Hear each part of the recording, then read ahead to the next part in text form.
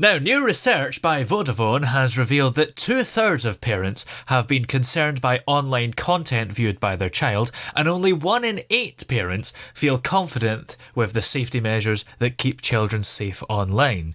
Talking all about this is Emma Robertson, who's on the line, who's campaigning to help young people survive and thrive online. Good afternoon, Emma. Good afternoon. Thanks for having me.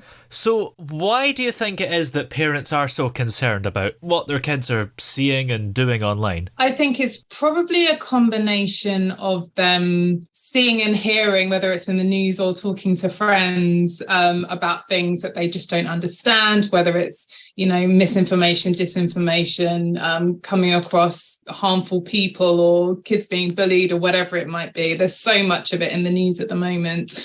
But then also, the kids talking about things that they don't understand, them seeing that they're playing with apps that they don't quite get. So they're actually seeing firsthand as well that their children are doing and seeing things that they don't fully understand. And that's come through really, really clearly in this research. And actually 6 in 10 parents, so 60%, said that they wished that they were more digitally savvy. And they also said that 12 is the age at which parents feel like their children's digital knowledge surpasses their own. Yeah. So it doesn't take long. Yeah.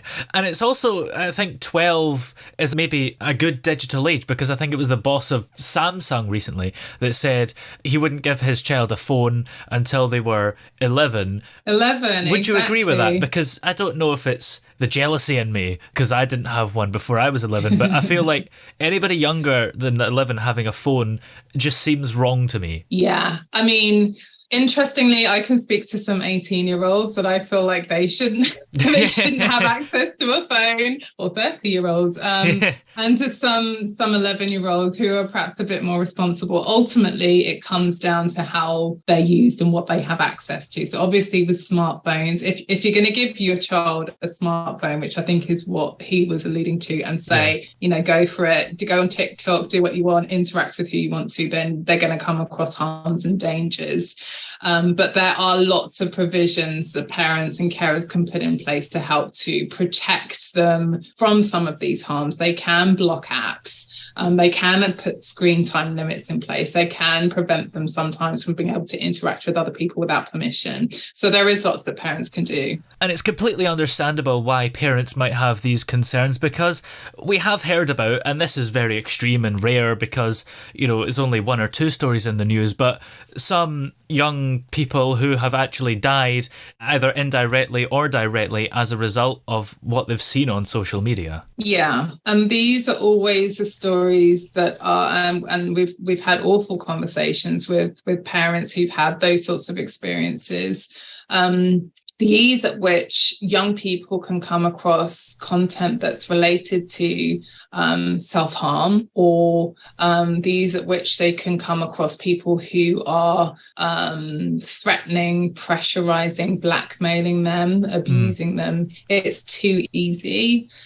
So often when we're speaking to parents, they will have heard about people like Molly Russell. They would have read, her family stories in the media. And so many of these stories are coming out now.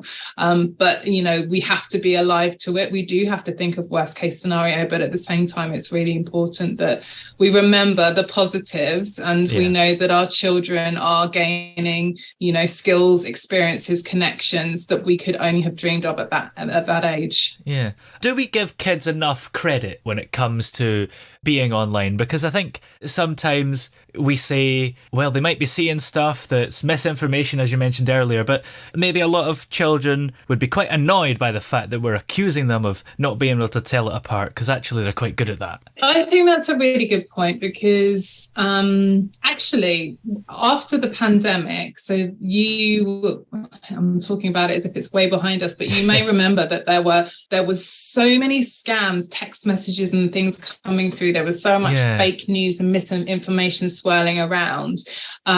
We all actually got quite skilled up, but children in particular, they can spot a scam like that. They are rewiring their brains to be able to consume information through a very critical lens. And that's in a way that actually, because we as older people haven't grown up with it, we don't navigate the internet in the same savvy way sometimes that they would. Yeah. So I think, yes, we have to be forgiving, but also we have given technology that wasn't created, in its first instance for children to be able to access. We've thrown all of this stuff at them and then said, go off and try and figure it out and use it safely. And that's just not a fair situation for them to be in. And as you mentioned, it's 12 where a child's own technical literacy, if you like, overtakes their parents. So in a way, any children over 12, would it be fair to say they're less at risk online than an adult? They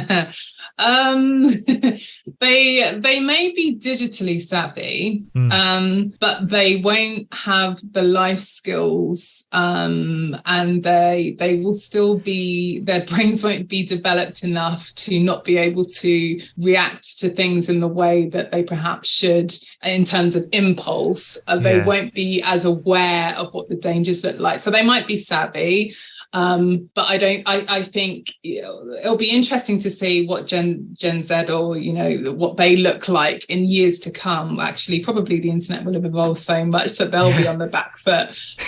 But actually, whilst they may know the ins and outs of how the platforms work and they may be able to spot scams quicker than we can, that doesn't necessarily mean that they have the life experience to know how to navigate in a safe and responsible way. And that's something that many of us as adults do have. And actually today we've launched Digital Parenting Pro in partnership with Vodafone. And we're really excited about this tool because in one space, it means parents and carers can access all the information that they need around what the most popular apps, games and devices are, what they are, how they work, what the risks associated with them could be, but most importantly, how they can activate parental controls and safety settings across all of these apps, games and devices. And what's the best way to deal with this if you have children? Should you use the parental controls, and to what extent should you use them? And also having a conversation with your children about the risks, is that a good idea? Yeah, it's a really good point, because obviously you've got parents dealing with 4-year-olds, you've got parents dealing with 18-year-olds, and parental controls aren't going to be nearly as effective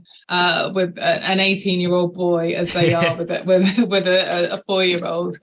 So yes, activating parental controls is key. And if parents want to learn more about that, head over to or Google Vodafone Digital Parenting and visit the Vodafone News Centre website to access the resource. That being said, conversation is also absolutely key. We have also on the resource, we've got lots of conversation starters and tips on how to have these sorts of conversations, but making sure that talking about your digital life, getting your children to talk about their digital lives as part of everyday conversation is absolutely key. We aren't going to be able to block particularly older children from being able to access specific apps and specific people. But what we do want is for them to come to us and talk to us when they come across harmful content, when they see something that makes them feel uncomfortable, as well as, hearing about all the lovely stories about the positives, the things that they've learned, the people they've connected with, all the lovely things, making sure those conversations are balanced. But conversation is absolutely key. Where can we go to find out more information? Yes, so Google Vodafone Digital Parenting and visit the Vodafone News Centre website to access the resource and get yourself skilled up. Excellent. Well, many thanks for talking to us today. It's been great to have you here. Thanks, Toby.